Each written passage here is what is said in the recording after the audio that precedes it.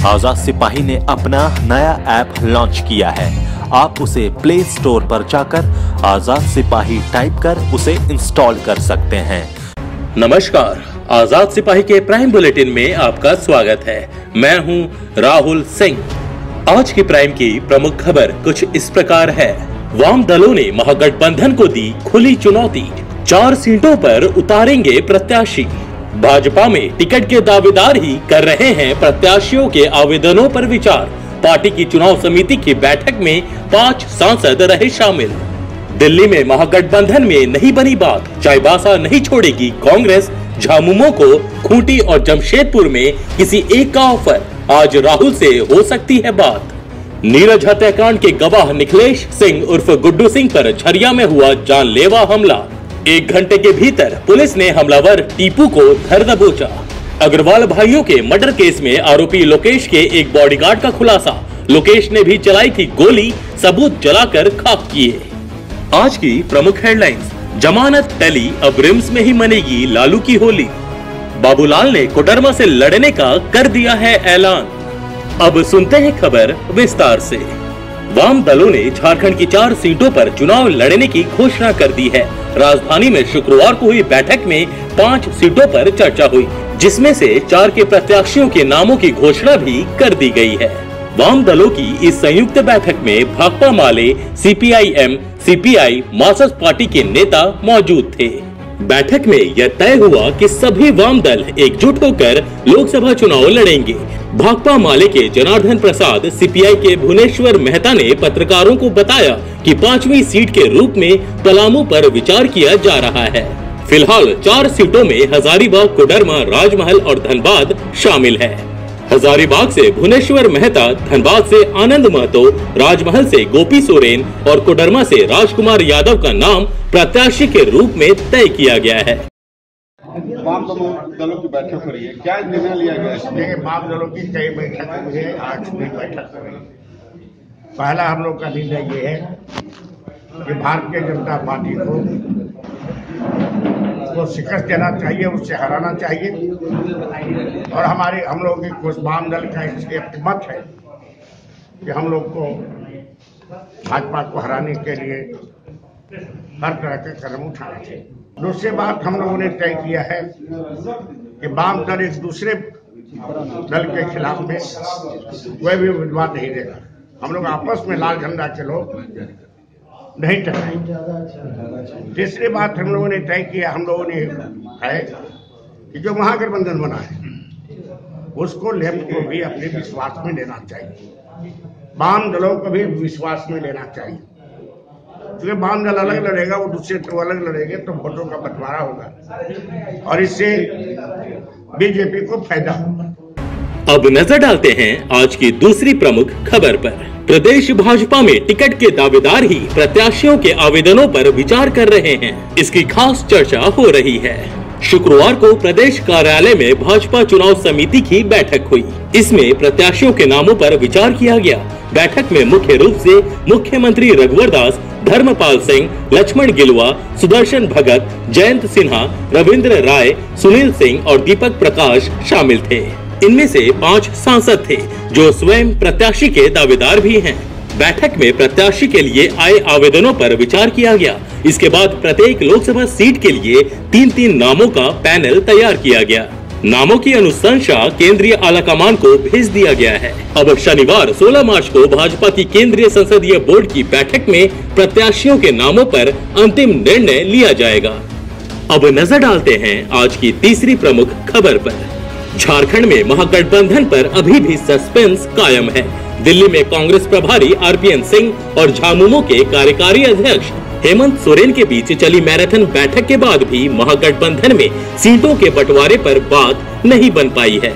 शुक्रवार की बैठक में कांग्रेस के 7 और झामुमो के 4 सीटों को लेकर सिर्फ चर्चा हुई। झामुमो चाईबासा सीट को लेकर अड़ा हुआ था। जानकारी के अनुसार कांग्रेस ने साफ कह दिया था कि चाईबासा सीट वह किसी भी हालत में नहीं छोड़ेगी। कांग्रेस ने इसके एवज में झामुमो को खूंटी या जमशेदपुर सीट में से किसी एक सीट का ऑफर दिया है। बैठक में यह तय हुआ कि झामुमो के पास दुमका, राजमहल और गिरिडीह सीट रहेगी। जमशेदपुर और खूंटी में से वह किसी एक सीट का चयन कर ले। वहीं कांग्रेस रांची, लोहरदगा, हजारीबाग, चाईबासा, धनबाद सीट पर प्रत्याशी देगी। राजद द्वारा पलामू सीट से पीछे नहीं हटने की स्थिति में कांग्रेस ने यह मन बनाया है कि राजद को पलामू सीट देकर चतरा लोकसभा सीट कांग्रेस अपने पास रखेगी। हेमंत सोरेन शनिवार को भी दिल्ली में रहेंगे। शुक्रवार को उनकी मुलाकात राहुल गांधी से संभव है। इस दौरान महागठबंधन पर भी बात हो सकती है। मुलाकात के दौरान बाबूलाल मरांडी के भी शामिल होने की संभावना है। अब नजर डालते हैं आज की चौथी प्रमुख खबर पर। नीरज सिंह हत्याकांड के गवाह सह डिप्टी मेयर प्रतिनिधि निखिलेश सिंह उर्फ गुड्डू सिंह पर चाकू से जानलेवा हमला हुआ है। झरिया स्थित उनके आवास पर शुक्रवार की सुबह 3 हमलावरों ने चाकू से उन्हें मारने की कोशिश की। घटना के बाद डिप्टी मेयर एकलव्य सिंह सहित दर्जनों समर्थक झरिया थाना पहुंचे। घायल को इलाज के लिए धनबाद PMCH भेजा गया। गुड्डू सिंह ने बताया कि वे नीरज सिंह हत्याकांड में गवाह हैं, जिसको लेकर मेरी हत्या करने की कोशिश की गई। मुख्य हमलावर त्रिभुवन प्रसाद उर्फ टीपू वर्मा को घटना के 1 घंटे बाद गुप्त सूचना पर झरिया पुलिस ने गिरफ्तार कर लिया। जी, वो तो हत्या का साजिश था। अच्छा, हम अकेले सुबह अपने घर में बैठे थे जी। लगता है उन लोगों को मालूम हुआ कि घर में मेरा कोई नहीं है। जो कबूतर वाला चाला नहीं है, वहीं मैं अकेले बैठा हुआ था।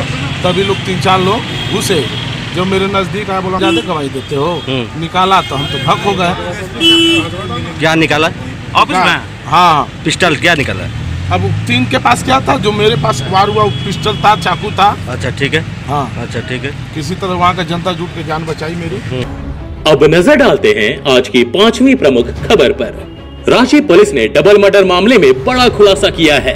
आरोपी लोकेश चौधरी के सुरक्षा गार्ड के अनुसार हत्या के दौरान चौधरी ने स्वयं भी गोली चलाई थी। हत्या के बाद कपड़े, मोबाइल और अन्य सबूत धुरवा में जला दिए गए थे।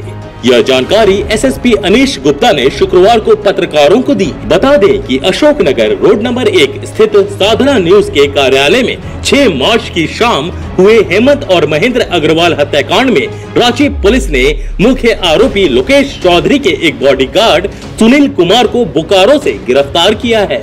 उसके पास से हथियार भी बरामद किए हैं। गिरफ्तार बॉडीगार्ड से पुलिस पूछताछ कर रही है। मुख्य आरोपी की गिरफ्तारी के लिए छापेमारी की जा रही है। इधर पुलिस ने लोकेश चौधरी की कुर्की जब्ती की प्रक्रिया भी शुरू कर दी है। अब नजर डालते हैं आज के प्रमुख हेडलाइंस पर। जमानत टली, अब रिम्स में ही मनेगी लालू प्रसाद की होली। सुप्रीम कोर्ट ने सजायाफ्ता और बिहार के पूर्व मुख्यमंत्री लालू प्रसाद यादव की जमानत याचिका पर CBI को नोटिस जारी कर जवाब मांगा है। मुख्य न्यायाधीश रंजन गोगोई ने चारा घोटाले के 3 मामलों में लालू की ओर से दाखिल की गई जमानत याचिका पर शुक्रवार को सुनवाई करते हुए केंद्रीय जांच एजेंसी को 2 हफ्ते में जवाब देने को कहा है।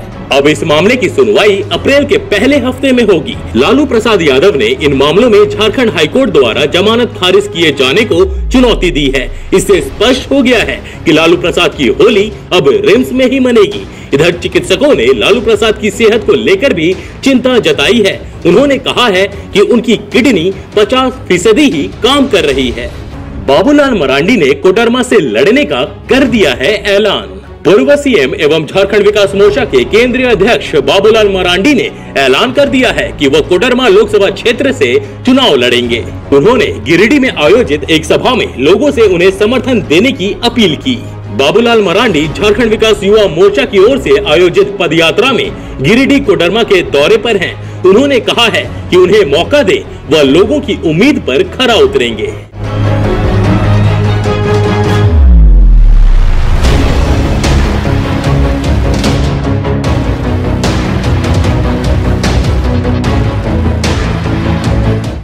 कल गुमला में टावर चौक स्थित गुप्ता हार्डवेयर दुकान के पास फायरिंग की घटना कारित की गई थी। उसी समय से पुलिस के द्वारा लगातार जो इस घटना में संलिप्त लोगों के विरुद्ध आसूचना एकत्रित करके कार्रवाई करने का प्रयास किया जा रहा था। इसमें जैसा कि जिनके दुकान के बाहर ये घटना कारित की गई थी, उनको भी भीड़ के द्वारा कुछ संदिग्धों के बारे में पता चला था।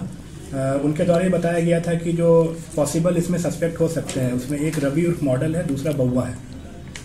इनके छापामारी के लिए कल से ही हम लोग अभियान चला रहे थे अनुमंडल पुलिस पदाधिकारी गुमला के नेतृत्व में। अंततः हम लोगों ने एक व्यक्ति को गिरफ्तार करने में कामयाबी हासिल की, जिसका नाम बउआ है। डीएसपी रोड से ये गिरफ्तारी हुई है। उसके पास से घटना में इस्तेमाल जो बाइक किया गया था वो भी मिल गया है और जो हेलमेट का इस्तेमाल किया गया था वो भी हमारे पास आ चुका है। बाकी अन्य व्यक्ति गिरफ्तारी के विरुद्ध हम लोग लगातार प्रयास कर रहे हैं। आज के आजाद सिपाही के प्राइम बुलेटिन में बस इतना ही। देश विदेश की तमाम बड़ी खबरों के लिए आप पढ़ते रहिए अपना लोकप्रिय दैनिक अखबार आजाद सिपाही। और हाँ, आप हमारे इस YouTube चैनल को सब्सक्राइब करना ना भूलें। जुड़े रहिए आजाद सिपाही के साथ। धन्यवाद।